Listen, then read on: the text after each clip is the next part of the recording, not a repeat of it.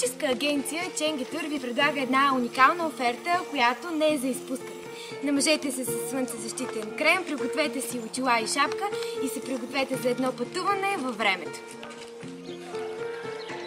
Това е първото място, което ще посетим от нашето пътуване. Народно читалище Добри Иванов Меди. То пази много от старите традиции на ченгени и фолклора им също. Следващата спирка в нашето пътуване към времето е църквата Света Параскева. Тук можете да запалите свещичка и да се помолите за здраве.